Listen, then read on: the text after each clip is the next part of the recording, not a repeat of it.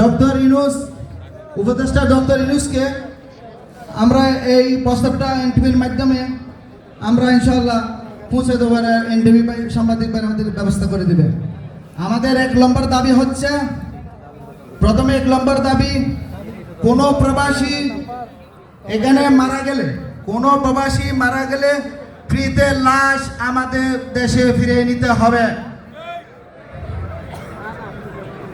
2 নম্বর, এয়ারপোর্টে প্রবাসীকে ভিআইপি মর্যাদা দিতে হবে।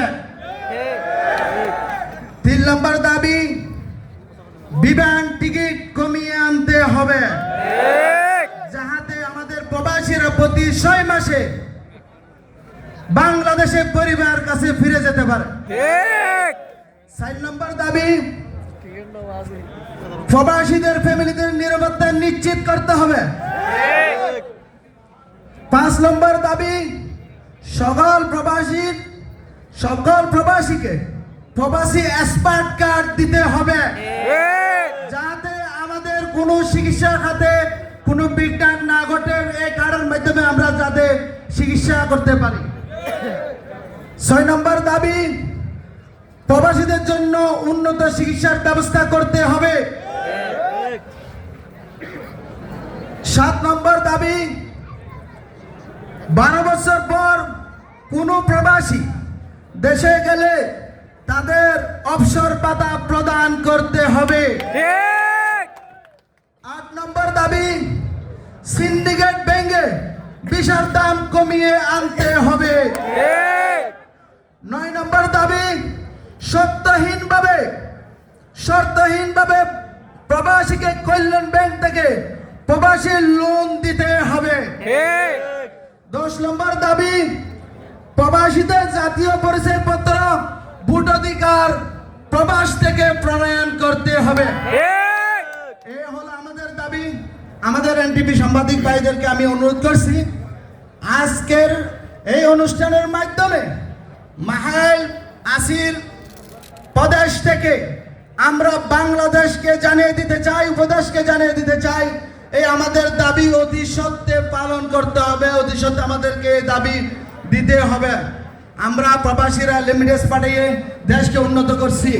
আমরা আমাদের বাংলাদেশের সর্বোচ্চ লিমিটেস মধ্যপ্রাচ্য থেকে যায়, প্রবাস থেকে যায়, বাকিটা গার্মেন্টস সেক্টর থেকে অন্য সেক্টর থেকে আসে।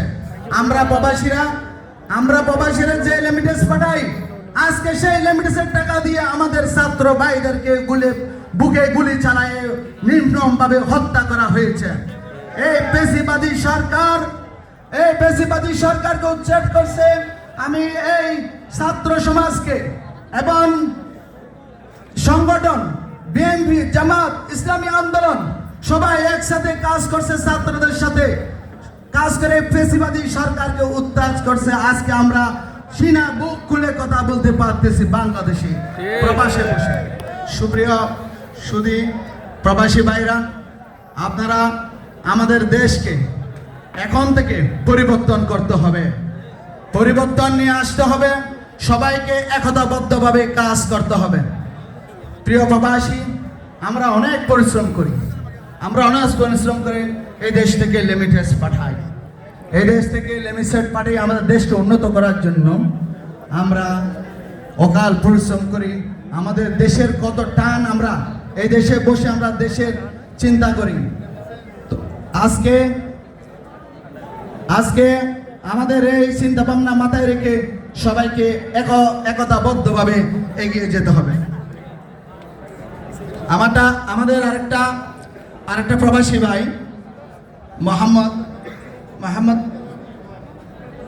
মোহাম্মদ ইসমাইল সুক্রিয়া ছাত্র জনতা আপনাদের সামনে বক্তব্য পেশ করবেন। আসসালামু আলাইকুম। আউযু বিল্লাহি মিনাশ শাইতানির রাজিম। বিসমিল্লাহির রহমানির রহিম। আসসালামু আলাইকুম ওয়া রাহমাতুল্লাহি ওয়া বারাকাতুহু।